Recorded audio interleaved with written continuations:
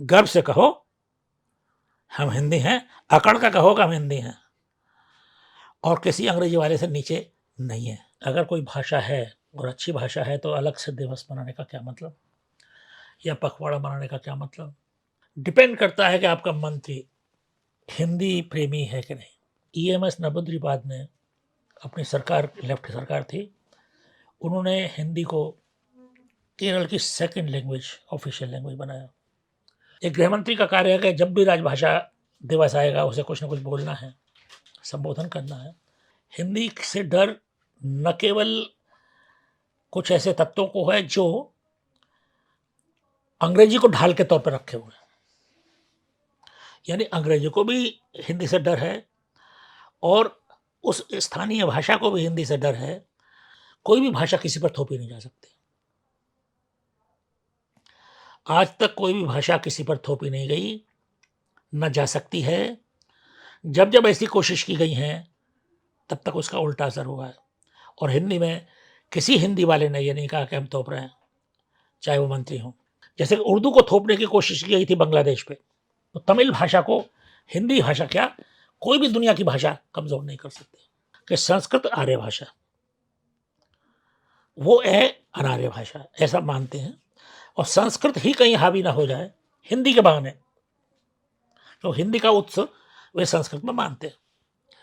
कि अंग्रेजी भी बोलने वाले 100% नहीं हैं वहाँ, लेकिन अंग्रेजी वो ढाल है जिसके जरिए आम तमिलियन को वंचित रखा जा सकता है तमिल से। कि हिंदी बहुमत की भाषा है। एक, कुछ लोगों के लिए हिंदी आरएसएस की भाषा है, कुछ लोगों को हिंदी हिंदुओं की भाषा है। ये फाल्स है। हिंदी मुसलमानों की भी भाषा है, हिंदी सिखों की भी भाषा है। कि अगर हिंदी इतनी ही ताकतवर है कि दूसरी भाषाओं को खा जाएगी तो उसे हिंदी की चिंता करने की जरूरत नहीं है। एक नेहरू युग है जो राजीव गांधी तक आता है, एक मोदी युग है जो समकाल में चल रहा है। लेटर से इन दो बड़े प्रखंड कर देता हूँ। चार बड़ी शिफ्टें हुई हैं जिनकी वजह से हिंदी नेहरू युग से आज के वक्त तक बदल गई है। ये जो इंटरनेट क्रांति है, जो फेसबुक क्रांति है, जो सोशल मीडिया की क्रांति है, या जो साइबर मीडिया की क्रांति है, इसमें भाषा का कोई डिसिप्लिन जरूरी नहीं है। नेहरू के जमाने में शासन की भाषा अंग्रेजी थी, मोदी के जमाने में शासन की भाषा हिंदी है।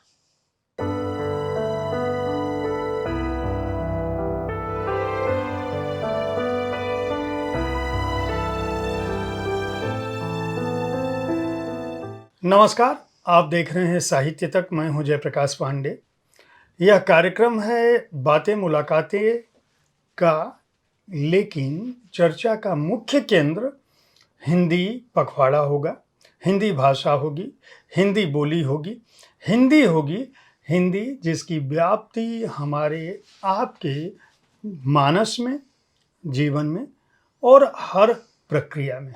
एक ऐसी भाषा जिसने हमको आपको रचा है, मांझा है, सोचने समझने, विवेक और ज्ञान की दृष्टि दी है।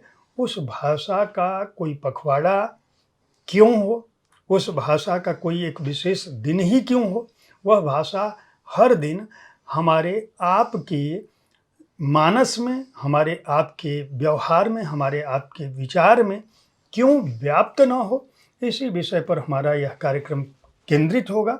अतिथि के रूप में हमारे साथ उपस्थित हैं प्रोफेसर सुधीश पचौरी जी। बहुत बहुत आपका स्वागत है सर। डॉक्टर पचौरी का पूरा जीवन हम कह सकते हैं हिंदी के लिए समर्पित रहा है। विश्वविद्यालय में, दिल्ली विश्वविद्यालय में आपने 3 दशक से अधिक समय तक न केवल बतौर प्राध्यापक अपनी भूमिका निभाई, बल्कि संकाय प्रमुख के रूप में, प्रो वाइस चांसलर के रूप में भी आपकी अपनी भूमिका रही। आलोचना, कविता, तुलसी बाबा, नागार्जुन, पाश्चात्य सैद्धांतिकी हो, साहित्य चिंतन मनन पर, विमर्श पर आपकी अपनी एक दृष्टि रही है। विचारधारा की जो गति है, मीडिया की जो गति है, उस पर भी आपका बड़ा काम रहा है। यानी साहित्य संसार या शब्द संसार से अगर मैं और स्पष्ट शब्दों में कहूँ तो शब्द संसार से जुड़ा हुआ जो भी व्यापक क्षेत्र है उसको डॉक्टर सुधीश पचौरी जी ने अपनी दृष्टि से परखा, निरखा और उसे व्यक्त करने की कोशिश की। सर, जी जहाँ से मैंने अपने वक्तव्य की शुरुआत की है, सबसे पहले तो मैं साहित्य तक जो है वो हर दिन हमारे लिए हिंदी का है और इस मंच की एक बड़ी विशेषता मैं बता दूं कि हर शनिवार को मैं अंग्रेजी पुस्तकों पर अपनी राय रखता हूं और अंग्रेजी का बड़े से बड़ा लेखक अगर वह भारतीय है तो इस मंच पर हिंदी में बात करता है और उसकी वाह अंग्रेजी की पुस्तक आती है तब भी वो चाहते हैं कि मैं उनसे बात करूं। वाह तो यह हिंदी की ताकत है, हमारे दर्शक उसको जानते हैं। लेकिन ये जो वर्ष 1949 में 14 सितंबर को राजभाषा के रूप में हमने हिंदी को अंगीकार करने का प्रयास किया और उसके नाम पर जो हम हिंदी दिवस मनाते हैं, हिंदी पखवाड़ा मनाते हैं, कोई 1 सितंबर से 14 सितंबर तक मनाता है, कोई 14 सितंबर से 29 तक मनाता है। ये जो प्रक्रिया है चलने की, क्या इससे हिंदी सबल हुई है? इस दिवस या इस पखवाड़े की आवश्यकता क्या है और क्यों है? आप जो कह रहे हैं, मेरा मानना है कि हिंदी दिवस अनाउंस करने से और हिंदी पखवाड़ा वगैरह मनाने से दो तरह के मीनिंग जाते हैं।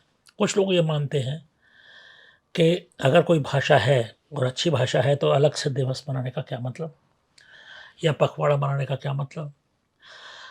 लेकिन जब भाषाएं संकट में आती हैं, जब भाषाओं की ज़रूरत होती है और एक ऐसी भाषा की ज़रूरत होती है जो सबकी भाषा बने, जो समाज अंतर्भाषी होते हैं, अनेक भाषी होते हैं, उनके बीच कोई एक भाषा पुल का काम करे, या प्रशासन की एकता के लिए, प्रशासन की एक सूत्रता के लिए कोई भाषा एक भाषा के रूप में काम करे। इन तमाम चीज़ों को ख्याल में रखते हुए और साथ में भारत की संपर्क भाषा कौन सी हो, तो अंग्रेजी को जब भारत की नाना कारणों से, राजनीति में मैं नहीं जाऊंगा, जब जिन वर्षों की आपने बात की, छठे दशक के आसपास की बात जो है, 7वें दशक के आसपास की बात, जब भाषाओं की राजनीति शुरू हुई तो ऐसे बहुत से तत्व थे जो हिंदी के मुकाबले अंग्रेजी को तरजीह देते थे और उनके लिए वही एक संपर्क भाषा हो सकती थी। तो चाहे किन्हीं कारणों से भी सही, प्रशासन ने उस वक्त भी एक समझदारी दिखाई और हिंदी को राजभाषा, संपर्क भाषा न सही लेकिन राजभाषा के तौर पर उसे स्थापित किया। और इस दिवस को राजभाषा के रूप में मनाना इसीलिए महत्वपूर्ण है कि लोगों को ये मालूम हो कि राजकाज की भाषा हिंदी हो सकती है, एक, राजकाज में समन्वय की भाषा भी हिंदी हो सकती है, दो, समाज की भाषा जो एक बड़ी भाषा है वो अभी भी राजकाज की भाषा कही जा रही है, इसके भीतर भी एक मानी छिपा है कि अभी भी कुछ बंदिशें हैं, सीमाएं हैं जो इसके अंदर समाई हुई हैं। जैसे कि जो राजभाषा अधिनियम है उसके अंदर एक नियम है कि यदि किसी सरकारी दफ्तर में, केंद्र के सरकारी दफ्तर में कोई पत्र हिंदी में आता है तो उसका जवाब हिंदी में ही दिया जाना चाहिए। प्रेफर किया जाना चाहिए कि जो आपका पत्र हो जब वो जाए तो हिंदी में जरूर जाए। तो इससे हिंदी को बल प्राप्त हुआ, थोड़ा सा हिंदी को थोड़ी सी ताकत मिली और इस मानी में ये शुभ हुआ। मगर ये देखा गया है कि जब जब हिंदी दिवस आया है तो एक स्तर पर तो इसको लगभग समारोहात्मक ही मनाया और छोड़ दिया गया। उस दिन जितने भी सरकारी दफ्तर हैं, बैंक हैं, एक लाभ ये भी हुआ है कि बहुत से लोगों को हिंदी ऑफिसर का पद मिला है, रोजगार भी पैदा हुआ है, खास हिंदी भाषी क्षेत्रों में हिंदी ऑफिसर अलग से नियुक्त किए जाते हैं बहुत सी संस्थाओं में, और उनका काम होता है ये देखना कि जनता के बीच जो संपर्क हो रहा है, अगर उसमें हिंदी के पत्र आते हैं तो उनका जवाब हिंदी में दिया जाना चाहिए, और इसका वो रिकॉर्ड भी रखते हैं। अलावा इसके भी कुछ और नियम हैं जो जरूरी होते हैं, और एक संसदीय समिति होती है जो हर वर्ष या हर दूसरे तीसरे वर्ष इनका जायज़ा लेती है, पता करती है कि कितने काम क्यों हुए, कितने नहीं हुए, और जो लक्ष्य था हमारा राजभाषा अधिनियम का वो पूरा हुआ कि नहीं हुआ, मगर वो ज़्यादातर औपचारिक बन करके रह जाता है। लेकिन इससे एक चीज़ अतिरिक्त हुई है कि जैसे जब हिंदी दिवस आता है तो बहुत से हिंदी के कवियों को, कथाकारों को, साहित्यकारों को, पत्रकारों को ऐसे संस्थान बुलाते हैं और वे संवाद करते हैं, हिंदी के महत्व को बताते हैं। साथ ही उन संस्थानों में हिंदी में काम करने वालों को भी सम्मान दिया जाने लगता है। कोई कविता करता है तो कविता कंपटीशन हो जाता है, कहानी कंपटीशन हो जाता है, लेख कंपटीशन होता है, सुलेख कंपटीशन होता है, वाचिक कंपटीशन होता है। और खासकर वे जो गैर हिंदी भाषी हैं, अगर वे हिंदी की तरफ बोल रहे हैं तो उसकी वजह से हिंदी का एक वातावरण बनता है उन संस्थानों में जहाँ हिंदी का वातावरण नहीं है। तो इस नज़र से मैं मानता हूँ कि इस दिवस की उपयोगिता है, गृह मंत्रालय से चलाता है, गृह मंत्री शायद इसके इंचार्ज होते हैं कमेटी के। कई कमेटियों में मैं रहा हूँ, सेंट्रल कमेटियों में मैं रहा हूँ। डिपेंड करता है कि आपका मंत्री हिंदी प्रेमी है कि नहीं। मैं ये जानना चाहता हूँ कि हिंदी के बारे में अहिंदी भाषी राज्यों में, विशेषकर जो दक्षिण भारत के राज्य हैं, जहाँ हिंदी को लेकर महात्मा गांधी जी के समय में भी बहुत सारा काम हुआ था। जब भारत पराधीन था तब गांधी चेन्नई में, हैदराबाद में, दूसरे स्थानों पर हिंदी भाषी या हिंदी की विकास वाली संस्थाओं का निर्माण कर सकते थे, उनके प्रचार प्रसार में सहयोग कर सकते थे लोग, स्थानीय लोग, और वहाँ के बौद्धिक भी योगदान अपना देते थे। कालांतर में ऐसी क्या वजह हो गई कि हिंदी को लेकर हिंदी भाषी राज्यों में, विशेषकर जो दक्षिण भारत के राज्य हैं, उनमें एक भय का वातावरण हुआ और एक हिंदी विरोध का बड़ा आंदोलन चला।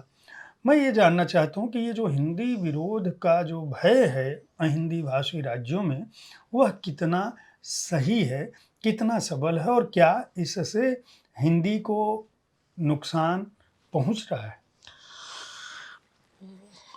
जो आपने कही दक्षिण भारत हिंदी सभा, प्रचार सभा गांधी जी ने स्थापित की मद्रास में,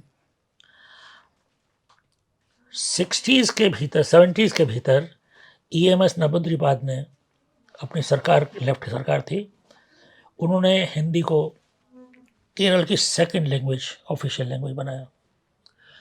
वो 12वीं तक पढ़ाई जाने लगी। उन्होंने तय किया कि अगर हिंदी पढ़ेंगे यहाँ के लोग तो हिंदी भाषी क्षेत्रों में उनको काम का मौका मिलेगा। तो मार्केट है, इसलिए तो मार्केट ड्रिवन भी थी।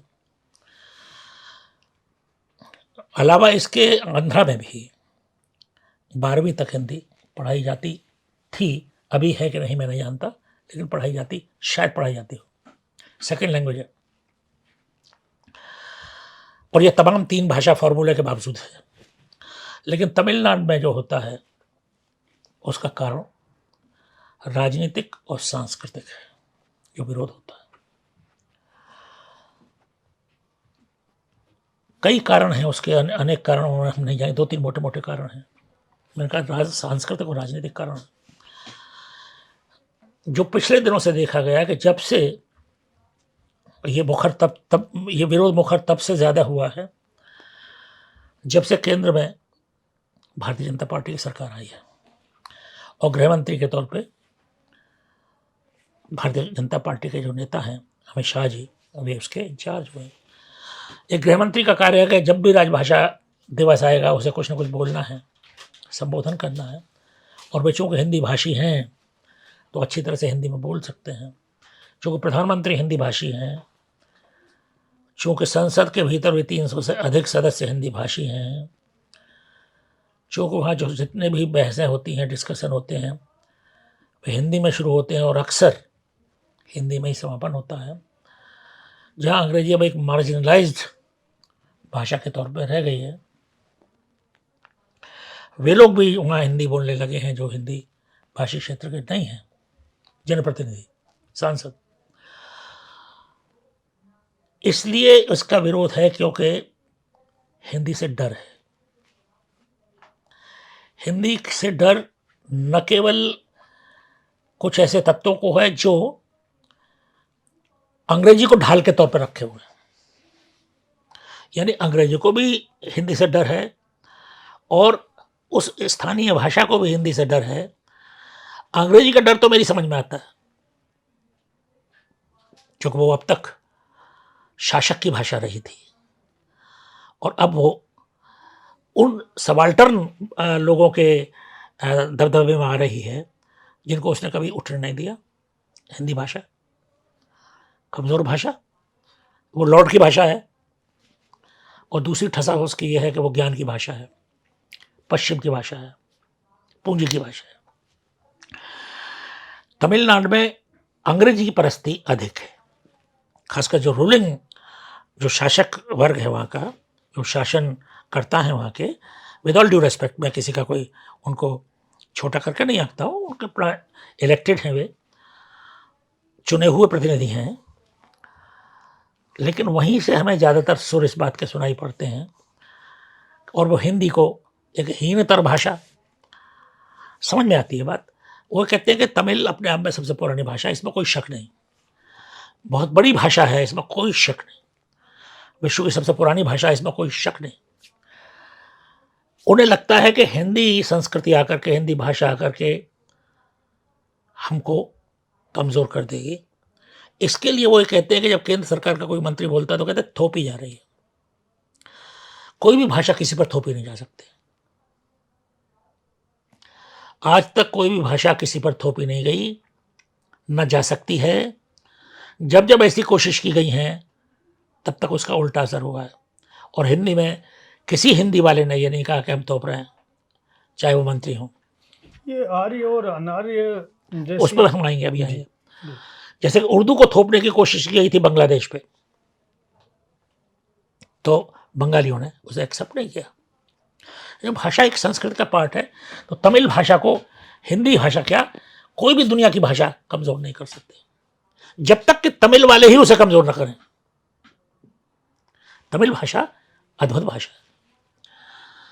संस्कृत उतनी ही पुरानी भाषा है, अगर उससे कुछ कम सही तो कम सही। जहां तक मेरा अंदाजा, उसके अंदर खाने जो एक और डिस्कोर्स चलता है जो कहा नहीं जाता, वो है आर्य और अनार्य भाषा का। जो आप बता रहे थे कि संस्कृत आर्य भाषा, वो है अनार्य भाषा, ऐसा मानते हैं। और संस्कृत ही कहीं हावी ना हो जाए हिंदी के बहाने, तो हिंदी का उत्स वे संस्कृत में मानते हैं।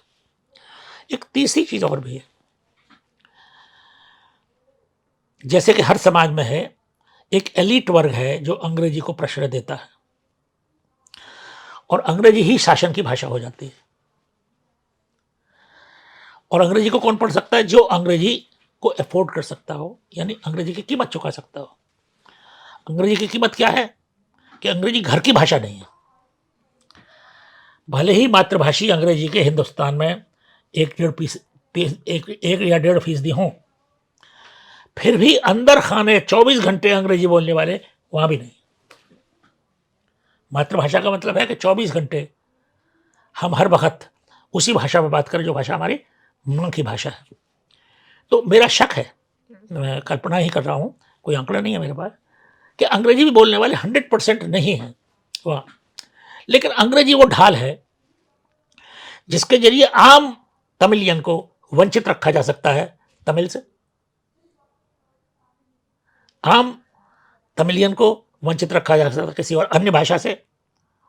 और इस तरह से एक इंटीग्रेशन जो चाहिए आने जाने का, उससे भी एक तरह से हम अपने को प्रोटेक्ट कर लेते हैं। तो एक प्रकार की सिकुड़न है, मैं इसे कहूँगा, एक संकुचन है तमिल भाषा के सामाजिक नेतृत्व में, तमिल भाषा के विद्वानों में, या तमिल भाषा के राजनेताओं में, वो संकोच करके डर से कि हिंदी खा जाएगी। तो उसका उदाहरण क्या है कि कर्नाटक में भी जो स्टेशन पर नाम लिखे थे, 3 भाषा फार्मूला के अंतर्गत नाम लिखे जाते हैं, हिंदी का भी नाम लिखा हुआ था, वो हटा दिया गया, कालिक पोती गई। तमिलनाडु में भी सड़कों पर जो लिखे होते हैं उनको हटा दिया गया। ऐसे पंजाब में चले जाइए तो पंजाब में भी आपको पंजाबी में मिलेगा, अंग्रेजी में मिलेगा, हिंदी में नहीं मिलेगा। लेकिन दिल्ली में आपको एक ही सड़क के चिन्ह में अंग्रेजी मिलेगी, पंजाबी मिलेगी, हिंदी भी मिलेगी। कोई चाहे तो उर्दू भी कर सकता है, क्योंकि केंद्र की राजधानी है। तो मेरा कहना यह है कि भाषा न तो ये भाषा के भीतर की जो राजनीति, ये बेसिकली राजनीतिक वर्चस्व की लड़ाई है। जब देवराज अरस साहब बन गए यहाँ के प्रधानमंत्री, तो भले ही उन्होंने रोमन में लिखा हो लेकिन हिंदी में बोले थे वे एक भाषण। जयललिता जो तमिलनाडु की चीफ मिनिस्टर थी, उनसे जब बातचीत की गई हिंदी में तो बोली कि मुझे राज कपूर के सारे गाने याद हैं, मेरा जूता है जापानी, वो गाना उन्होंने सुनाया, तो वो हिंदी बोल सकती थी। तो मेरा ये कहना है, और अभी मैंने देखा कि स्टालिन साहब जो अभी रैली में थे बिहार में, वो हिंदी में बोले। इसका अर्थ है कि आपको हिंदी आती है, तब हिंदी से डर क्या, डर की लॉबी क्या, ये बॉगी क्यों है डर की? इसलिए कि हिंदी बहुमत की भाषा है। एक, कुछ लोगों के लिए हिंदी आरएसएस की भाषा है, कुछ लोगों को हिंदी हिंदुओं की भाषा है। ये फॉल्स है। हिंदी मुसलमानों की भाषा है, हिंदी सिखों की भी भाषा है। बोलचाल में हम देखें तो पंजाब में चले जाइए, कहीं भी आपको हिंदी चलती मिलेगी, दूसरा भी हिंदी बोलता मिलेगा। आप गुजरात चले जाएं, महाराष्ट्र चले जाएं, ये क्या है कि ये एक तरह की, जब से भाषा को अपने राजनीति का टूल बनाया है और अपने वोट, सिकुड़ते हुए वोट को विस्तारित करने के लिए, तो आप लौट करके अपनी भाषा की कट्टरता में चले गए हैं और आपने कोशिश की है कि इसको वर्क हिंदी कर दिया जाए। कभी कभी मैं सोचता हूँ जयप्रकाश जी कि अगर हिंदी इतनी ही ताकतवर है कि दूसरी भाषाओं को खा जाएगी, तो उसे हिंदी की चिंता करने की जरूरत नहीं है। जिनको बचाना है बचाएं, हमें किसी भाषा से हेट करने की जरूरत नहीं है। इसलिए हिंदी का कोई भी व्यक्ति, हिंदी पर 1000 हमले हो जाएं, किसी भाषा को घृणा से नहीं देखता। तमिलनाडु में भी अच्छी किताब छपी हो तो हिंदी में अनुवाद करने की कोशिश की जाती है। दुनिया की किसी भाषा में कोई भी किताब हो तो चाहते हैं हम हिंदी में आए। महाश्वेता देवी ने तो एक बार ये कहा था कि जब से मेरी किताबें हिंदी में आई है, मुझे पहचान असली मिली है तब। महाश्वेता बहुत बड़ी राइटर थी, ज्ञानपीठ पुरस्कार मिल चुका है उनको, लेकिन जब हिंदी में किताबें आ गई तो असली पहचान तो मेरी अब हुई है। तो हिंदी का मार्केट तो सबको दिखता है। कमल हासन हिंदी में अपनी फिल्म तो चलाना चाहते हैं, और भी बहुत सारे हीरो जो एंटी हिंदी हैं वो अपनी फिल्में तो चलाना चाहते हैं, हिंदी से कमाई तो करना चाहते हैं, लेकिन हिंदी के प्रति हेट रखते हैं। इसका मतलब है ये हेट भी नहीं है प्रॉपरली, एक अवसरवादिता है, और जिसमें काफी नुकसान भी है। नुकसान इस अर्थ में है, उदाहरण दे देता हूँ। दिल्ली में आप चले जाइए, बहुत सारे कारों के सुबह सुबह सफाई करने वाले हमारे एरिया में, मयूर विहार में, दक्षिण भाषी मिलेंगे। सुबह सुबह घरों में काम करने वाली औरतें जो बहुत से नोएडा की सोसाइटीज़ में जाती हैं, मयूर विहार में जाती हैं, अपनी जगह भी होंगी, वे दक्षिण भारतीय मिस्त्रियाँ हैं। उन सबको हिंदी आती है, वो हिंदी बोलती हैं और अच्छी तरह से बोलती हैं और वैसे ही बोलती हैं जैसे कि हम बोलते हैं। हमारे यहाँ जो एक लक्ष्मी जी थी, वे अब तमिलनाडु चली गई दोबारा लौट के। उनकी बेटी की शादी हुई तो तमिलनाडु में हुई। वो 12वीं तक दिल्ली में हिंदी में पढ़ी थी लड़की। वहाँ जाकर के वो अपने गांव में हिंदी पढ़ने लगी। 10,000 रुपये महीने मिलते रहे थे उसे। तो ऐसा नहीं है कि तमिलनाडु के लोग हिंदी नहीं सीखना चाहते, वे चुपके पढ़ते हैं। नेता लोग हिंदी से हेट करते हैं, लेकिन हिंदी का वोट भी चाहते हैं। उनका वर्कर यहाँ आता है तो हिंदी सीख जाता है, यहाँ का वर्कर वहाँ जाएगा तो वो भी सीख जाएगा। और न सीखे, थोड़ा बहुत काम चलाओ तो सब जगह एक जब भी हम एक दूसरी भाषाओं में जाते हैं थोड़े बहुत शब्द हम पिकअप कर लेते हैं। अब तो ये हेट है, राजनीतिक हेट है इसके अंदर, और ये सांस्कृतिक डर भी है अपनी पहचान का। तो एक तरह से अस्मिता की लड़ाई भी इसमें है, लेकिन इससे ये सिद्ध होता है कि हिंदी की ताकत बढ़ी है। मैं ये जानना चाहूँगा कि आपने अपनी चर्चा के दौरान कहा शासक की भाषा, और आपने EMS नंबूदरीपाद जी को का उदाहरण दिया कि जब वो केरल में उनकी सरकार थी तो उन्होंने द्वितीय भाषा के रूप में हिंदी को पढ़ाने के लिए निर्णय किया था, और वह हिंदी लागू हुई वहाँ पे, और इस तरह से केरल के लोग हिंदी के बारे में जानने लगे। फारसी और उर्दू और अरबी का जो प्रचलन था मुगल काल में बढ़ा, अंग्रेजी का प्रचलन जो है वह अंग्रेजों के शासनकाल में बढ़ा। इसकी क्या वजह थी कि भारत को स्वतंत्रता जब मिली 1947 में, तब आपने अमित शाह जी का तो उल्लेख किया कि 2014 के बाद जो सरकार आई उसके आने के बाद हिंदी का एक तरह से विरोध बढ़ा। बीच में 67 में और 60 के दशक में एक बार और हिंदी विरोधी आंदोलन बहुत जोर शोर से शिखर पर था। ये जो बार बार हिंदी की बात आती है, और जो जिस नियमावली की, जिस राजभाषा अधिनियम की बात हम लोग कर रहे हैं, आपको ये ज्ञात होगा कि संविधान सभा में एक बहुत लंबी चर्चा हुई थी कई हिस्सों में, और अंततः देवनागरी को एक लिपि के रूप में और हिंदी को राजभाषा के रूप में जब अपनाया गया, तो यह एक तात्कालिक व्यवस्था थी जिसमें ये माना गया था कि 15 वर्षों के लिए रहेगी और फिर धीरे धीरे इसको विस्थापित कर दिया जाएगा। जो व्यवस्था थी वो उसी के अनुकूल थी। संविधान सभा में सभी का प्रतिनिधित्व था। बाद के दिनों में ये 15 वर्ष लगातार बढ़ते चले गए। मेरा प्रश्न यह है कि क्या इस स्थिति के लिए पूर्व की स्वतंत्रता बाद की जो सरकारें थी उनके अंदर निश्चय की कमी थी? एक वजह क्या ये थी कि हिंदी आज भी जिस रूप में होना चाहिए राष्ट्रभाषा के रूप में, भारत की भाषा के रूप में हिंदी नहीं है। हम कहते जरूर हैं कि भारत की सभी भाषाएं हमारी अपनी भाषाएं हैं, सभी भाषाएं हमारी मातृभाषाएं और राष्ट्रभाषा के रूप में हो सकती हैं, लेकिन हिंदी को वह स्थिति नहीं मिली, वह दर्जा नहीं मिला। और दूसरा प्रश्न इसी से जुड़ा हुआ है कि क्या आप इस बात की संभावना देखते हैं कि अगर यह सरकार लगातार बनी रहती है आने वाले वर्षों में और इनके पास वह अवसर मिलता है, तो क्या ये हिंदी को राष्ट्रभाषा के रूप में अंगीकार स्वीकार करने की पहल कर सकते हैं? देखिए, राष्ट्रभाषा तो पूरा राष्ट्र स्वीकार करेगा तभी हो पाती है, लेकिन ये मेजर इशू है, बात का इशू है। जो आपने पहला प्रश्न कहा कि भारतीय जनता पार्टी की सरकार यानी मोदी युग के शुरू होने के बाद, लेट मैं दो भागों में बांटता हूँ भारतीय इतिहास को।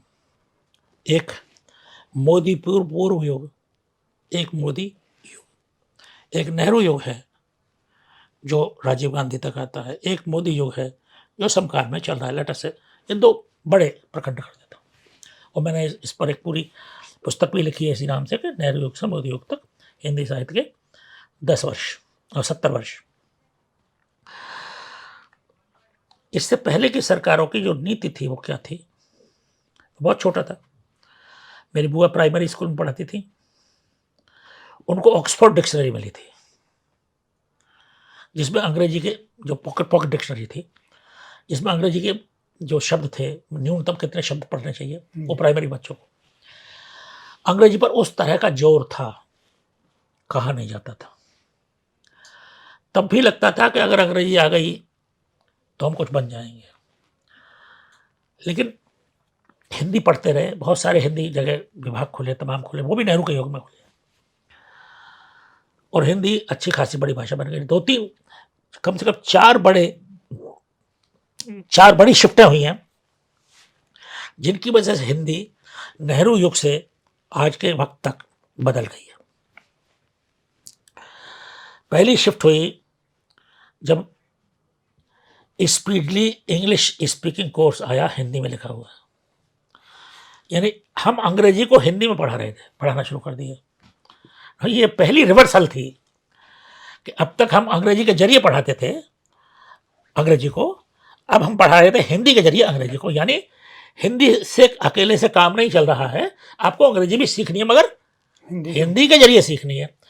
मैंने बीए इंग्लिश किया तो हिंदी के जरिए किया, क्योंकि हमारे जो टीचर थे, ये भाषा के भीतर जो संस्कृति होती है, जी जी उस संस्कृत के जो गैप हैं, जी जी उनमें जो फर्क है, उनमें जो लड़ाई है, मैं उसके बारे में कह रहा हूँ। जी जी अंग्रेजी में एक शब्द है सैंडविच। बीए में इम्तिहान आया, हम बीए पढ़ रहे थे जी कि इनको वाक्यों में प्रयोग करना है, तो सैंडविच आया, सैंडविच हमें मालूम ही नहीं क्या होता है, तो मैंने पता नहीं उसका क्या वाक्य बना दिया, सेंड और विच। तो सेंड का अर्थ हमें मालूम था और विच का अर्थ हमें मालूम था, तो ऐसा कुछ सेंटेंस बना जिसका कोई माने नहीं था। जाहिर है उसमें 5 नंबर कब मिले हमें। अगर हम सैंडविच खाते होते तो हमें सैंडविच का अर्थ मालूम होता। सैंडविच तब खाते जब थोड़े अंग्रेज हो गए होते, जब हमारे पास कुछ पैसा होता, जब हम ब्रेड खाते, ब्रेड में कुछ घुसेड़ते और उसे खाते, मेज होती, टेबल मैनर्स होते हमारे पास।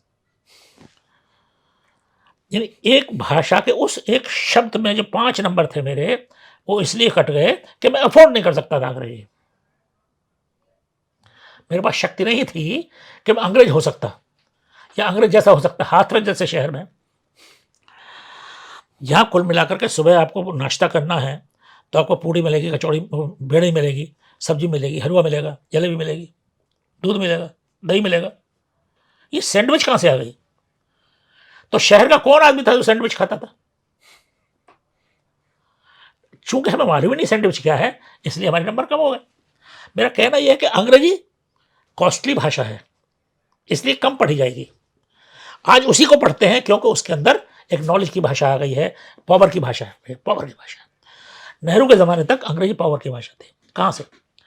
प्रशासन की भाषा थी। आज आपको आईएएस ऑफिसर हिंदी में भी पढ़ता हुआ मिल जाएगा, मराठी में भी कर सकता है, तमिल में भी कर सकता है, तेलुगु में भी कर सकता है, यानी देशज भाषाओं में कर सकता है, हिंदी में कर सकता है। एक ज़माना सिर्फ अंग्रेजी में करेगा। अब अंग्रेजी में करने के लिए अलग सी क्लास चाहिए, अलग से पैसे वाला चाहिए, उसे अंग्रेज कल्चर का ज्ञान होना चाहिए, और अंग्रेज कल्चर का ज्ञान कॉस्टली ज्ञान है। कहाँ पूरी पूरी कचौड़ी खाने वाले हम, और कहाँ वो सैंडविच खिला रहा हमें, क्या वो छुरी कांटे लगा रहा है हमें? हमें क्या मालूम छुरी कांटा क्या हो, कौन से हाथ से छुरी पकड़ी जाती है, कौन से हाथ से कांटा, ये आज तक नहीं आया हमें। तो ये कल्चर है पूरा का पूरा। ये जो कल्चरल डिस्कोर्स था नेहरू के ज़माने तक वर्चस्व रहा अंग्रेजी का, अंग्रेजों का, अंग्रेजी भाषा का। ये अभिमान टूटा है बाद के दिनों में, जब ये स्पीडली स्पीकिंग इंग्लिश कोर्स आ गया। कभी अंग्रेजी पढ़ रहे हैं तो हिंदी वाला अंग्रेजी पढ़ रहा है हिंदी के थ्रू। एक इससे हिंदी बढ़ी, मेरा ये मानना। अंग्रेजी नहीं बढ़ी, इससे हिंदी बढ़ी, बहुत से अनुवाद बढ़े। दूसरा शुरू हुआ 30 दिन में अंग्रेजी सीखें, ऐसे कोर्सेज बनने लगे, वो भी हिंदी के जरिए अंग्रेजी सिखाते थे। तीसरा हुआ लवली पब्लिक स्कूल खुल गया गांव में। ये जो पब्लिक स्कूल खुला गांव गांव गांव गांव, ये तीसरी क्रांति थी। ये गांव गांव गांव गांव, इसमें भी हिंदी के जरिए अंग्रेजी पढ़ाई जा रही है। ध्यान रखिए, ये मैं एक बड़ा फर्क पैदा कर रहा हूं। अंग्रेजी के जरिए अंग्रेजी पढ़ना और अंग्रेजी के जरिए हिंदी पढ़ना, तमिल के जरिए तमिल पढ़ना या हिंदी के जरिए हिंदी पढ़ना, बड़ा फर्क है। एक में आप अपनी ही भाषा में, अपनी कल्चर के जरिए अपनी भाषा पढ़ रहे हैं, तो भाषा और संस्कृति मिली हुई है, मिक्स्ड, अलग नहीं है। संस्कृति की पहचान भाषा की पहचान से बाहर नहीं है। चौथी क्रांति हुई जब अखबारों ने, डेली पेपर्स ने, सॉरी, चौथी क्रांति तब हुई जब ये एमएफ चैनल आ गए और ये मेट्रो चैनल आ गया, ये 90 के आसपास की बात हो। तो मैं जो जो जो जो FM रेडियो चैनल आए उनमें थी एक सिमरन जी, जो शायद अब भी हों, वो अंग्रेजी मिला करके हिंदी बोलती थी। उससे भी पहले स्टारडस्ट में शोभा डे, जो स्टारडस्ट या किसी फिल्म फेयर की या किसी की एडिटर थी, वे हिंदी मिश्रित अंग्रेजी लिखा करती थी। यानी सिनेमा के बारे में, हिंदी सिनेमा के बारे में अंग्रेजी के भीतर लिख रही है, लेकिन हिंदी के बहुत सारे शब्द चलते चले आ रहे, चलते चले आ रहे, चलते चले आ रहे। ये मिक्सिंग हुई, पहली बार उन्होंने शुरू की। देन सिमरन को मैं कहूँगा कि वो तो गिटपिट करके ऐसी हिंदी बोलती थी जो अंग्रेजी हिंदी मिलकर के मालूम पड़ता तीसरी भाषा बन गई है, इंग्लिश। वो इंग्लिश हुई। फिर बनी ये मैं कह रहा था इसकी डेली पेपर्स की भाषा बदली। उन डेली पेपर्स की भाषा दिल्ली में बदली। पहले बहुत से ऐसे अखबार आ गए जिन्होंने अंग्रेजी और हिंदी के शब्द मिलाने शुरू कर दिए। नागरी में अंग्रेजी के शब्द चलेंगे, नागरी में चलेंगे। उन्होंने सिखाना भी शुरू कर दिया कि जो कैरियर है और जो करियर है, साइकिल के पीछे लगने वाला कैरियर है, और जो कैरियर माने हम पदोन्नति पाते हैं, पद पाते हैं, वो करियर है। इन दोनों में क्या फ़र्क है, मात्राओं से बता दिया उन्होंने। तो ऐसी ही अंग्रेजी के बहुत सारे शब्द नागरी में लिखे जाने लगे, अपनाए जाने लगे। इसके साथ साथ जो इम्पोर्टेंट बात हुई है वो हुई है हिंदी फिल्में। हिंदी फिल्मों ने कमाल किया। जैसे जैसे एक नई क्लास पैदा हुई हिंदी की, जो English speedily English speaking course पढ़ करके आई थी, ये जो पब्लिक स्कूल का 50-50 पढ़ के आई थी, आधा इधर आधा इधर, आधी अंग्रेजी आधी हिंदी, उल्टी सीधी हिंदी, गलत सलत हिंदी जिसे कहना चाहिए, वो गलत सलत अंग्रेजी। वो उसने क्या किया, जो गाने थे हिंदी गाने, हिंदी डायलॉग, वो बदले। उसकी डिक्शनरी बदल गई उनकी। और उसके बाद में अब जो आया, ये छठी सातवीं क्रांति कह रहा हूँ मैं, गूगल क्रांति। ये जो इंटरनेट क्रांति है, जो फेसबुक क्रांति है, ये सोशल मीडिया की क्रांति है, या जो साइबर मीडिया की क्रांति है, इसमें भाषा का कोई डिसिप्लिन जरूरी नहीं है। और जब से इमोजीज आ गए हैं तब से वही भाषा बन गई है। मुस्कुराना है, थैंक यू बोलना है तो कुछ अलग है, यानी चित्र भाषा ही शब्द भाषा बन गई है। जाहिर है कि वो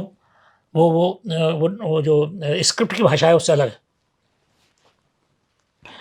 इतनी भाषाएं हैं, तो इसका प्रसार, एक और चीज क्या है, सबसे अधिक पॉपुलराइज किया है हिंदी गानों ने, हिंदी म्यूजिक ने, हिंदी गानों ने, हिंदी फिल्मों ने। और वो क्यों किया है? आज भी हम देखते रहते हैं, तमिल फिल्में आती रहती हैं, तेलुगु फिल्में आती रहती हैं, मलयाली फिल्में आती रहती हैं, बड़ी अच्छी पिक्चर होती है।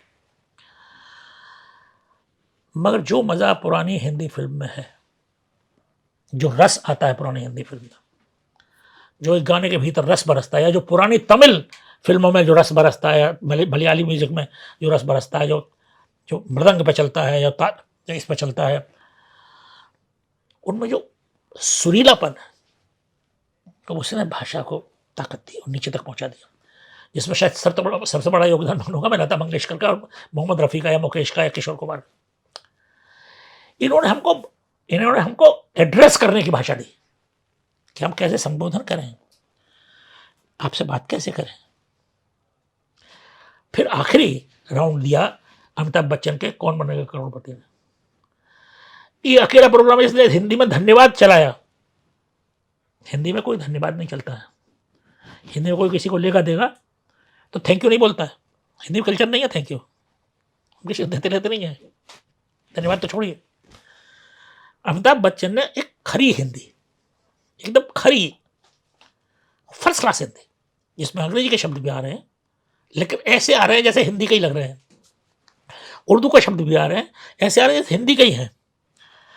और इसके बीच दौरान एक जो बड़ी क्रांति हुई, जो सर्वव्यापी क्रांति है, वो ये है कि हिंदी ने उर्दू के शब्द ले लिए, नुक्ता हटा दिया।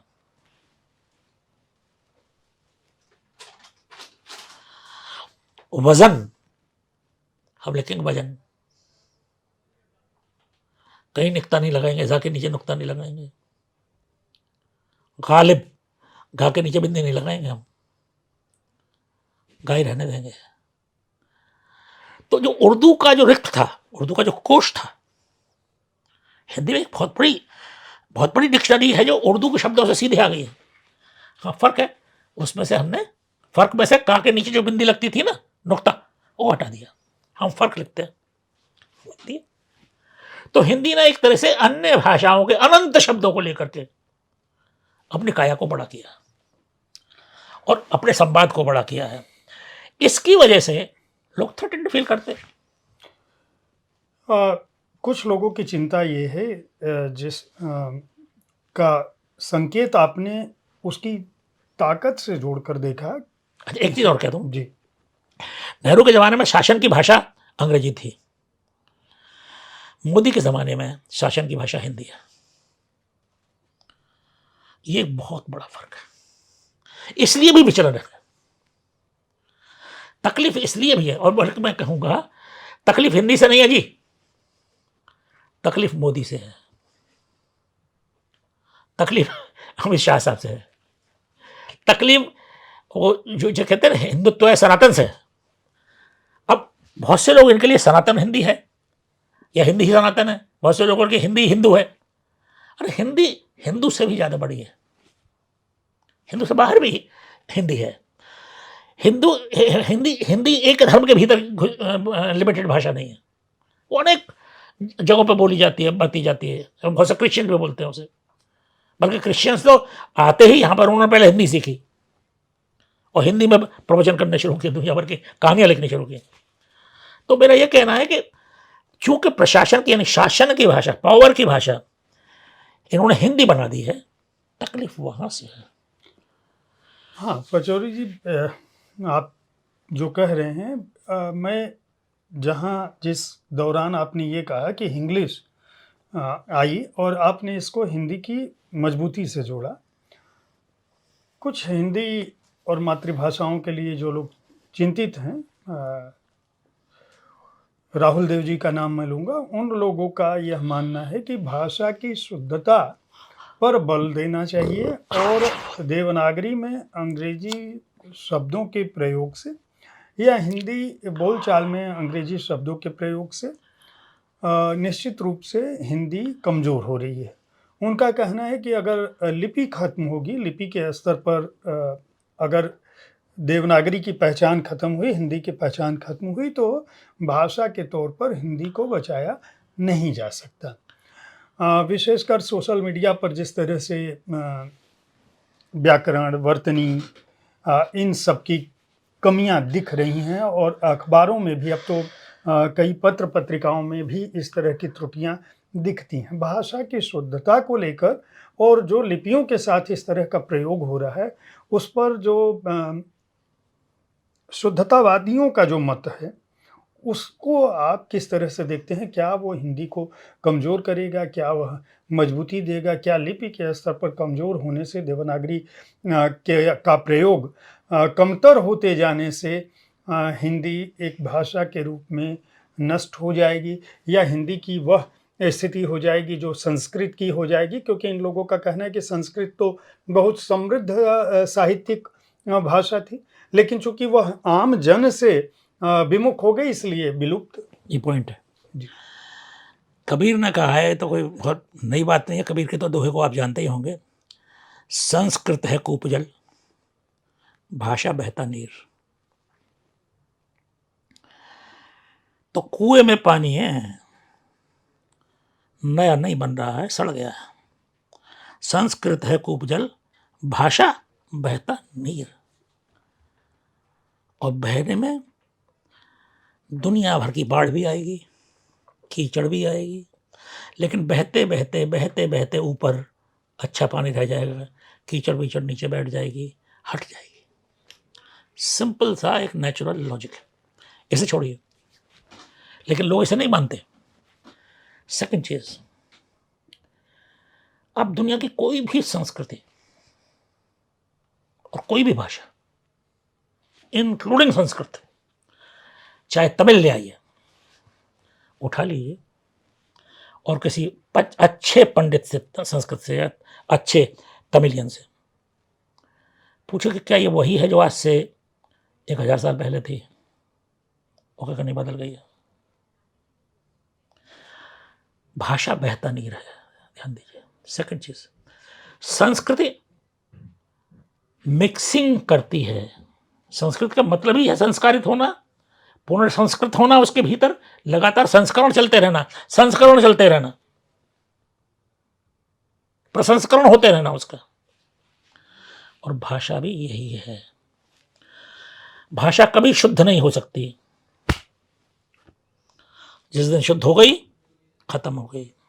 अब मैं आपको 2 छोटे छोटे उदाहरण देता हूं।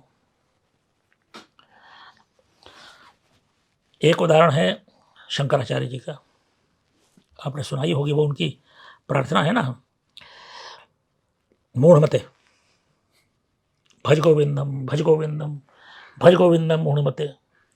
उसकी अगली लाइन क्या है कि बेटा अगर तू व्याकरण में लगा रहा ना तो रक्षा नहीं करने वाला।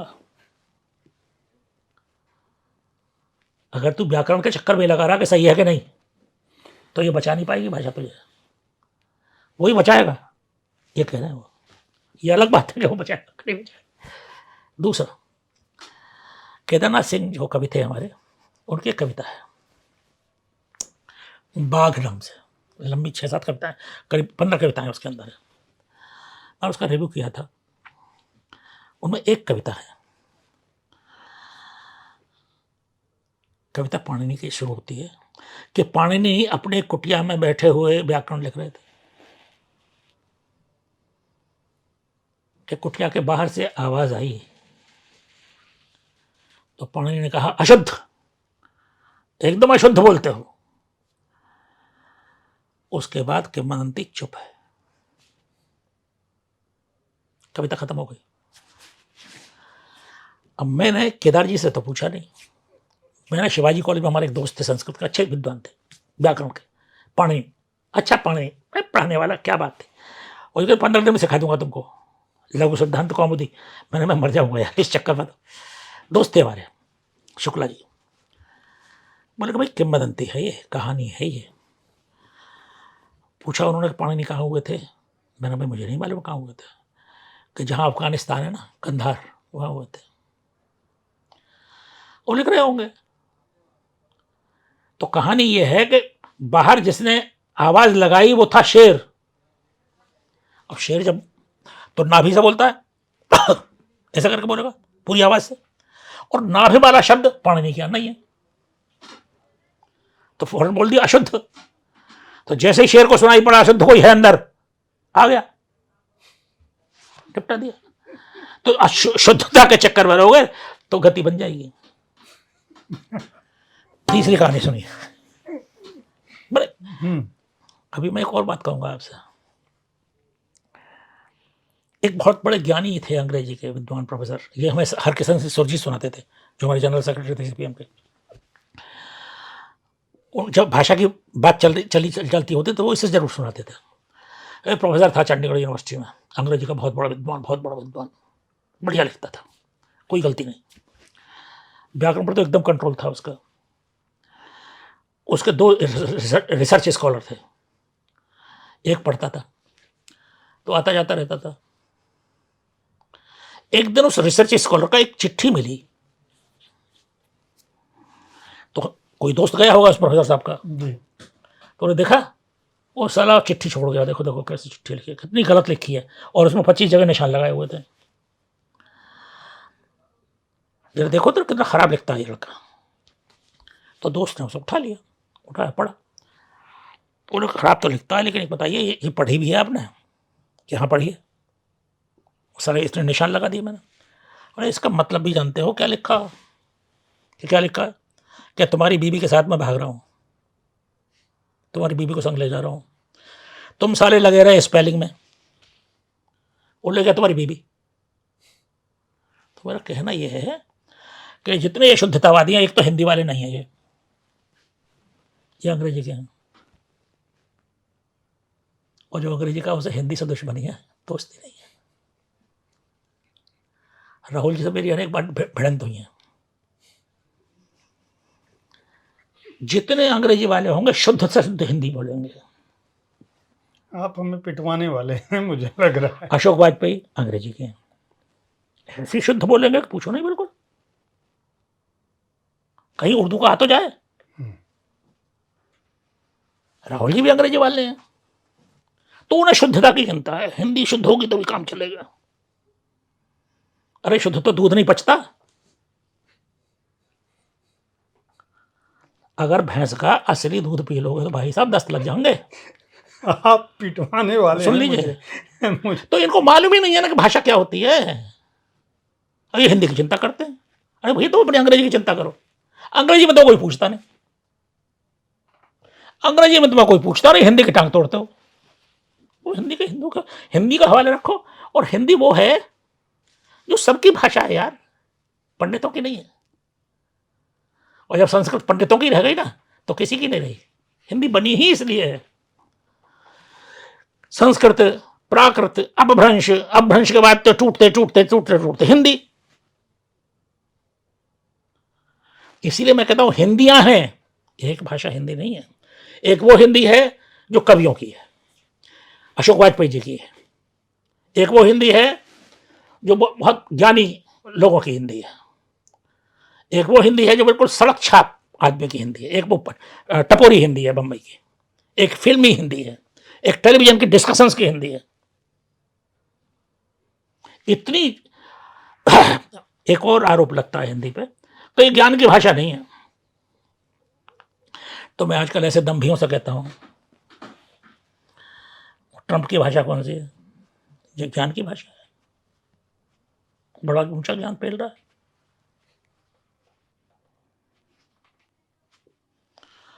कोई भी भाषा ज्ञान की भाषा है अगर वो मुझे जीवन जीने का मौका दे रही है। ज्ञान जीवन के लिए है, ज्ञान ज्ञान के लिए नहीं है। आज सरकार जितनी पॉलिसी बनाती है सब हिंदी बन रही है। मोदी हिंदी में बोलते हैं, पॉलिसी बोलते हैं ना, पॉलिसी ही बोलते हैं ना, नॉलेज तो बोलते हैं ना। नहीं, वो पॉलिसी नहीं है जब तक हार्वर्ड से फारवर्ड होकर के नहीं आवे, तब तक हिंदी का पॉलिसी का आएगी। अब जरा पॉलिसी की बात सुन लीजिए कि पॉलिसी बनी अंग्रेज बहादुर के यहाँ कि गरीबी कैसे मिटाई जाए। 500 पेज की किताब लिख दी गई, भाई ऐसा गरीबी मिटनी है। अब हमें गरीबी मिटानी है। यहाँ के बाबू के पास आई, IAS के पास आई, 500 पेज की भाई बहुत बड़ी पॉलिसी है, उसने बांट दी। अब उस बाबू ने पढ़ी, 10 बाबुओं ने पढ़ी IAS, फर्स्ट क्लास हिंदी अंग्रेजी है सबकी, वो समझ गए। अब वो चली लोकल जिला अफसर के पास, जो ऐसे ही प्रमोशन से बना है बेचारा, प्रमोटी। उसकी अंग्रेजी वैसी है जैसे मेरी और आपकी है, आधी समझी आधी नहीं समझी। अब वो गई पंच के पास, कोई पॉलिसी पंचायत में पंच के पास जा रही है, तहसीलदार के पास जा रही है, उसमें और मिल गया पानी। तो 5% पॉलिसी आपकी पहुंची नीचे तक, चली हार्वर्ड से, हो गई फॉरवर्ड होकर के यहाँ पे आई, रही दिल्ली में। जब पानी लगा, जब समझ में नहीं आई, तो अल्टीमेटली क्या है, वो नल, ये नल पूछ रहा है ना, वो पिपली लाइव है ना, उस पर क्या कहता है वो, ठीक है इसे वो दे, पंप दे दे इसे। उसके लिए पंप सेट डेवलपमेंट है, एक पंप सेट इसे दे दे, एक पंप सेट इसे दे दे। अच्छा ठीक है, यार नाराज हो, एक पंप सेट इसे दे दे। मेरा कहना ये है भाई कि क्या आप समझते हैं कि ये जो सब्जी बेच रहा है गली के भीतर, इसे पॉलिसी नहीं आती, नॉलेज नहीं आती? मैं एक झाड़ू खरीद रहा था, सामने से वो झाड़ू बेचने वाले आते हैं साइकिल पर, सोसाइटी से बाहर निकले, दर्शन हो गए, तो उसने मुझे झाड़ू दी। तो मैंने भाई कितने के? कहते कि 100 रुपये की होगी। मैं चलेगी कितने दिन? और सर ये चलने का क्या है, अभी है अभी नहीं है, इंसान अभी है अभी नहीं है, तो चलने की नहीं पूछा करते। ना, वो पूरे एक दर्शन दे रहा है इसमें आपको, जीवन की क्षणभंगुरता का भाई साहब। ना वो एमए है ना वो बी है, और वो आपको एक सेंटेंस में बता गया कि देख ये है। किस गारंटी की बात कर रहा है तू? अंग्रेजी में बोलेगा नो गारंटी तो पॉलिसी हो गई, हिंदी में बेचारा बोल रहा है अपनी भाषा में। मेरा कहना यह है कि ये अभिमान है हमारे एलीट का, जो सोचता है कि अंग्रेजी ही ज्ञान देगी, प्लेटो और अरस्तु ही ज्ञान देंगे, पाणिनि ज्ञान नहीं देने का, अपने दयानंद सरस्वती ज्ञान नहीं देने के, विवेकानंद जी के पास कोई ज्ञान नहीं है। ये तो क्या है, तो दर्शन फर्शन कर रहे हैं, अद्वैत दर्शन क्या है, पर शैवाद्वैत क्या है, फलाना क्या है, ढिमका क्या है, अवतार क्या है, ये कोई दर्शन है? दर्शन तो हुआ है, और वो ढूंढ रहे हैं हमें, वो ढूंढ रहे हैं हमें। अभी अभी आप जरा सोचिए, इतना एवेंजर्स सीरीज आती है ना, एवेंजर्स जो ओटीटी, उसमें देख रहा था, एक एवेंजर्स में ये था कि वो समय के पार जाना चाहता है, एक समय से दूसरे समय क्रॉस मार्केट निकल जाता है, कोई बात नहीं, निकल जाता है तो वहां उसे एक गंजा आदमी मिलता है, सिर बिल्कुल खलवाट है और गेरुआ पहने हुआ है। मालूम पड़ता है कि वो लद्दाख है, लद्दाख में तिब्बत है, तिब्बत में लद्दाख है, तिब्बत के पास का एरिया है, और वहां वो कुल मिलाकर के बुद्ध के श्लोक पढ़ रहा है प्राकृत में। और वो कहता है कि मैं जीवन के पार, मैं समय के पार। तो लौटा कहता है समय के पार कोई नहीं जाता, तुमको लग रहा है कि तुम समय के पार आ गए हो, समय तुम्हारे आर पार चला गया है, तुम्हें मालूम ही नहीं पड़ा समय कहाँ गया। उसे उलझा देता है, वो लौट करके आ जाता है। तो तुम टाइम की, स्पेस की थियरी की बात करते हो यार। ये जो आर्टिफिशियल इंटेलिजेंस है, इसने,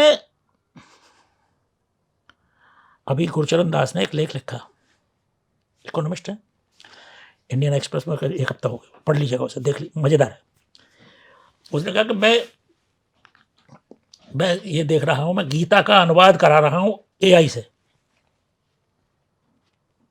गीता का अनुवाद, और वो इतना फास्ट कर रही है कि 3 मिनट के भीतर पूरा का पूरा चैप्टर निकाल दिया उसने। संस्कृत का अंग्रेजी में अनुवाद कर रही है। और कह रहा है कि लेकिन मुझे एक चिंता है बार बार, अनुवाद तो वो कर रही है, लेकिन क्या उसका दिल इसके अंदर है? यानी क्या ये मैं पूछ सकता हूं उससे कि उसने सोच के किया है, या कि उसने क्या किया है? वो जिस भाव से वैसे कर देगी, इस भाव से किसी और चीज को भी कर देगी। लेकिन अगर मैं करता तो मैं ओन करता उसे कि ये मैंने किया, तो मेरा वो मीनिंग कहां है जो मैं चाहता था? क्या ये उस दावे को कर सकती है?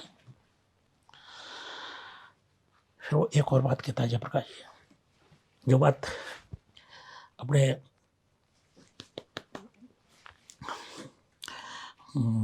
एक दार्शनिक हैं, वो कहते हैं, जिनके यूट्यूब पे अवेलेबल है, उनके भाषण में एकदम भूल गया। चलिए, गीता ने आत्मन, मैं, इसका एहसास गीता कराती है कि मैं ओन करता हूं, ये मेरा है, ये मेरा है। और इसका अर्थ देता है कौन? ब्रह्म। यदि वो है तो मैं हूं, यदि वो नहीं है तो मैं भी नहीं हूं। और वो कहता है कि जो मीनिंग है, जो दर्द है, जो इमोशन है, जो कष्ट है, जो बुद्ध ने भी फील किया, और फिर उसे कहा कि यह संसार नश्वर है और झूठा है। लेकिन जितना झूठा कहो उतना ही मालूम पड़ता है कि ये तो है, झूठा किस बात का, सच्चा है। अद्वैत भी यही कहता है कि ये है संसार, माया है, मिथ्या है, लेकिन है। तो जो है उसमें जो दर्द है, उसमें जो कष्ट है, उसमें जो पीड़ा है, उसमें जो आनंद है, कि एआई को ये फील होता है। फिर वो कहता है कि हो सकता है आने वाले दिनों में वो इमोशंस को भी फील करने लगे। तो कहता है कि इस तरह से तो वो हमारे इमोशंस का वो होगी, क्लोन हो जाएगी, क्लोन हो जाएगी। यानी हमारे अंदर इमोशन है तो उसके अंदर है। वो कह ही रहा है कि इमोशंस का विकल्प क्या है। आज के साहित्य में ले लीजिए, संस्कृति में ले लीजिए, भाषा में ले लीजिए, इमोशंस आउट, और बिना उसके आदमी क्या है। इसीलिए वो एक बहुत भयानक बात कहता है, जो मैंने उसमें भी पढ़ी थी, जिस फिलोसफर की बात कर रहा हूँ, ये सर्बियन फिलोसफर है कोई, हिटलर का जो दायां हाथ था हिमलर, वो यहूदियों को खत्म करने से पहले, गैस चैम्बर्स में ले जाने से पहले गीता का पाठ पढ़ाता था। फल की चिंता मत कर, तू करता नहीं है, करता है तो वो है, इसलिए मार दे। बहुत भयानक बात कह रहा है वो। ये उसने भी कही थी। गैस चैम्बर में ले जाने से पहले वो गीता के श्लोक पढ़ता था, उनको समझाता था, ताकि वो तैयार हो जाएगा मरना है। मैं मर जाऊं और मुझे कष्ट ना हो, इसके लिए मैं तैयार हो जाऊं। लेकिन ये वो थियरी है, ये वो थियरी है जो हिंदुस्तान ही दे सकता था, कोई मामूली थियरी नहीं है। अब ये मैं कह रहा था, वो ये कह रहा था कि भाषा अगर आपकी है तो आप हैं, आपका अस्तित्व भाषा है, भाषा के बाहर आप जीवित नहीं है। इसलिए भी ये भाषा की लड़ाई है, मगर ये और आने वाले दिनों में अपने आप ही निपट जानी है। उसका कारण क्या है कि अंतर्भाषाई हिंदियां बन जाएंगी। बहुत सी ऐसी भाषाएं होंगी, हिंदी होगी, जो तमिल वाला बोलेगा तिंदी हो जाएगी, जैसे तिंग्लिश हो गई है, जैसे इंग्लिश हो गई है। ऐसे हो सकता है कि कई तरह की हिंदियां हो जाए। मैं ये जानना चाहता हूँ कि जब आप विश्वविद्यालय में आए बतौर छात्र हिंदी के, और जब आपने विश्वविद्यालय छोड़ा, आज भी आप संस्थानों में, विश्वविद्यालयों में, महाविद्यालयों में व्याख्यान देने जाते होंगे, तब से आज तक हिंदी के जो छात्र हैं और हिंदी के जो प्राध्यापक हैं, उनके बीच क्या अंतर आया है? क्या हिंदी को लेके जो गौरव बोध है, आत्माभिमान या स्व अभिमान की बात है, हिंदी की मान्यता को लेकर उनके अंदर वह भाव है जो भारतेंदु या प्रसाद जैसे लोगों में था? नहीं, हिंदी के विद्यार्थियों में गहरा हीनता बोध है, गहरा हीनता बोध होता है। वो रोज देखते हैं फर्क अंग्रेजी वाले में और हिंदी वाले में। ये डॉलर रुपए का फर्क है, 90 और 1 रुपए का फर्क है। इस फर्क का भ्रम भी है, लेकिन ये है। हिंदी में एक ज़माने में वे आते थे जिनको हिंदी पढ़नी है, दूसरे वे आते थे जिनका विकल्प नहीं है कोई और। जैसे हम हाथरस में हिंदी पढ़ सकते थे, अंग्रेजी थी ही नहीं। अंग्रेजी होती भी तो हिंदी के जरिए होती, तो हमने हिंदी पढ़ी, कोई और विकल्प था नहीं, पैसा था नहीं कि हम किसी अंग्रेजी स्कूल में जा सकते थे। लेकिन यहाँ अंग्रेजी अब वर्चस्व इतना ज़्यादा है कि पहले वही सब्जेक्ट्स भर जाते हैं जो अंग्रेजी सम्मिलित होते हैं, अंग्रेजी मीडियम के जरिए होते हैं। और एक ज़माना तो वो था कि जब अंग्रेजी के जरिए ही आप पढ़ा सकते थे, हिंदी के पढ़ने जाएंगे तो नहीं पढ़ाएंगे, दाखिला नहीं देंगे आपको। अब कम से कम वो नहीं है। सेकंड चीज़ क्या है कि जो हिंदी वाला है, अब वो मजबूरी में ही हिंदी का ऑनर्स करता है या एमए करता है। जब कोई कोर्स नहीं बचता दिल्ली यूनिवर्सिटी का, तो लोग हिंदी में आते हैं पढ़ने के लिए। कोई कोई होता है जो शौकी आता है पढ़ने के लिए। बिहार के अभी भी ऐसे बहुत से विद्यार्थी हैं जो बिहार से आते हैं, वो हिंदी में ही पढ़ेंगे क्योंकि उसके अलावा उनके पास कोई विकल्प नहीं है, पैसे नहीं है। मैंने कहा अंग्रेजी सीखना कॉस्टली है, जर्मन सीखना उससे भी ज़्यादा कॉस्टली है, फ्रेंच सीखना उससे भी। अब जैसे फ्रांसीसी पढ़ने के लिए आप फ्रेंच भाषा उसमें जाओगे, उसके लिए बस से तो उतरोगे नहीं, कुछ हैसियत भी चाहिए तुम्हारी, ट्यूशन भी करोगे उसका। फ्रांस जाना है तुम्हें तो अंग्रेजी भी आनी चाहिए, तो यानी आपकी कॉस्ट बढ़ती चलेगी भाषा की। हिंदी क्या है, घर की मुर्गी दाल बराबर, पढ़ी पढ़ी न पढ़ी बराबर। तो हिंदी की बेकदरी भी है। लेकिन जब जब, अच्छा मैं एक और बात कहूंगा, हर भाषा का आदमी लड़ जाता है अपनी भाषा के लिए। ये महाराष्ट्र वाले अब आजकल कुछ वर्क कर रहे हैं, ऐसे बंगाल में भी हो सकता है शुरू। ये राजनीतिक टूल है जी हिंदी का विरोध, वोट पाने के लिए। लेकिन हिंदी की तरफ भी झुके रहते हैं, क्योंकि हिंदी का वोट हर जगह है, तो ज़्यादा विरोध भी नहीं कर पाते, वो फंस जाते हैं उसमें। इस सबसे हिंदी का कुछ नहीं बिगड़ने का, मैं इसलिए हमें कोई रिएक्ट नहीं कर। लेकिन मैं एक बात बताता हूँ कि एक बार गिरीश कर्नाड ने जब वो जिंदा थे तो कह दिया कि रविन्द्रनाथ टैगोर के नाटक तो नाटक है ही नहीं, बकवास है, ऐसा कुछ कह दिया। अरे भाई साहब, बंगाली लोग पिल पड़े कि तूने कहा कैसे। या हिंदी वालों को कोई भी कूट जाता है, उसे ओन करने वाला ही कोई नहीं है। तो कभी कभी मैं सोचता हूँ कि अच्छा ही है ये, कि हिंदी इतनी बड़ी भाषा है, 60-65 करोड़ की भाषा, ये 10 करोड़ के लोगों से काहे लिए मुँह लगेगी। कहते रहो भाई, तुम्हारी गरज तो यही है कि तुम हिंदी में आकर के छपो, हिंदी में आके बिको, साहित्य तक पर आकर के अपनी चर्चा करवाओ, तो तुम्हें 10 लोग जानेंगे भी। अंग्रेजी में कौन जानता है यार। मेरे एक दोस्त थे अंग्रेजी में पत्रकार, वो कहते अंग्रेजी में हमने कितना भी लिख लिया, हिंदू में छप गए, इंडियन एक्सप्रेस छप गए, टाइम्स ऑफ इंडिया में छप गए, यार कोई पूछता ही नहीं। वो एक आध दो फोन आते हैं कि यार तुम्हारा वो लेख देख लिया, वो भी अंग्रेजी वाले, और वो जलते बहुत हैं। हिंदी में हम छप जाते हैं तो पता नहीं कहाँ कहाँ से फोन आते हैं। ये हिंदी की महिमा है। क्या बात है पचौरी जी। मैं चाहूँगा कि आप जो हिंदी बोलने वाले हैं, जो हिंदी भाषी हैं, उनके लिए अगर कोई जो युवा पीढ़ी है उसको अगर कोई संदेश देना चाहते हूँ तो उन्हें हिंदी दिवस या हिंदी पखवाड़े की इस विशेष वार्ता कार्यक्रम में मैं तो ये कहूँगा, गर्व से कहो हम हिंदी हैं,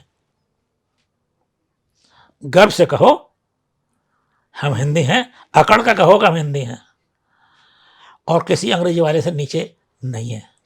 वाह, बहुत बहुत आभार आपका पचौरी जी, हमें समय देने के लिए। मैं अपने सभी दर्शकों को हिंदी दिवस की, हिंदी पखवाड़े की हार्दिक शुभकामनाएं और बधाई देता हूं। हर दिन आपके जीवन में हिंदी की व्याप्ति हो, एक भाषा के रूप में जितना आत्मगौरव आपको होना चाहिए उतना अपनी भाषा पर होना चाहिए। हिंदी है तो हम हैं तो हिंदी हैं, यह भाव रहे एकदम और उसको प्रयोग में लाएं। बहुत बहुत शुभकामनाएं और बधाई।